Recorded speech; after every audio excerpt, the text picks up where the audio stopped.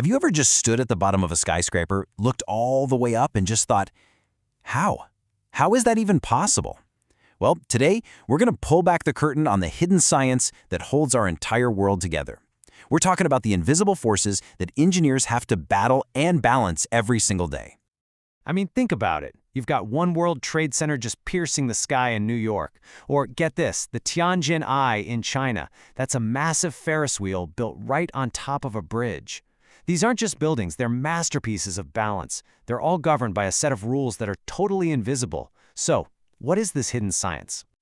Well, that science, the real hero of our story today, is a field of physics called mechanics. And trust me, it's not just some boring subject in a textbook. It is the fundamental rulebook for how literally everything in our physical world works, from a planet zipping around the sun to, the very chair you're sitting on right now. Now, lean in, because there's one word in that definition that changes everything. Predicts. This is the key. See, mechanics isn't just about describing what already happened. It's this incredibly powerful tool for calculating with amazing accuracy what will happen when you apply forces to something. It's the difference between looking at a pile of rubble and knowing exactly how to build a bridge that will stand for 100 years. Right?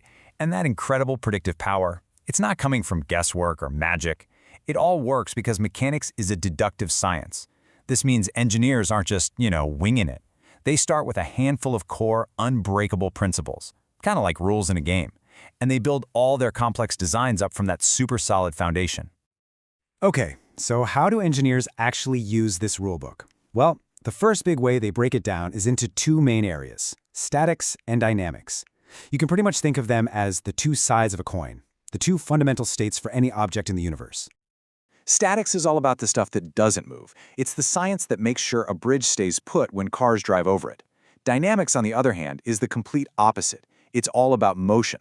It's about figuring out where a satellite's going to be in an hour, or how to design a car that's stable at crazy speeds. For what we're talking about today, we're going to focus on statics, the beautiful art of staying perfectly still. So, to understand how things stay still, first we have to get a handle on the things trying to make them move. We need to learn the lingo, the language of forces. This is basically how engineers take all those invisible pushes and pulls and turn them into actual numbers they can work with. And here's what's so important. A force isn't just one number. It's what we call a vector. That just means it has three key things you need to know about it. First, magnitude. That's its strength. Are we talking a light tap or the full weight of a truck? Second is direction. Pretty simple. Which way is it going? And third, the point of application. Exactly where on the object is that force hitting? And believe me, that last one is way more important than you think. So let's imagine an object. Gravity's pulling it down, the floor is pushing it up, maybe a breeze is pushing it sideways. You've got all these forces acting on it at once. What happens when all those pushes and pulls are in a state of perfect, beautiful balance? Well, that state of perfect balance has a name, and it's the most important concept in statics: equilibrium. It's when you add up every single force acting on an object, taking into account their strength and their direction, and the grand total, the resultant force, is zero. Zilch. Nada. That object is in equilibrium. It's not moving, and it has absolutely no plans to start moving. It's perfectly stable. And engineers have this really cool, methodical way to figure this out. They draw something called a free body diagram. It sounds fancy, but it's simple. They just isolate one part of a structure, say a single beam in a bridge, and draw arrows for every single force pushing or pulling on it. Then they do the math. They add up all those arrows. If the final number is zero, boom, your bridge isn't going anywhere.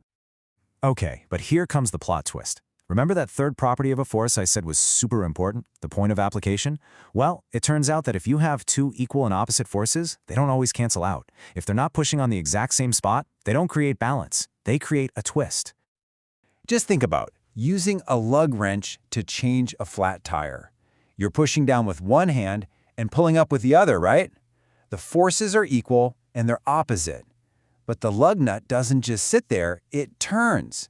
You've just created what engineers call a couple.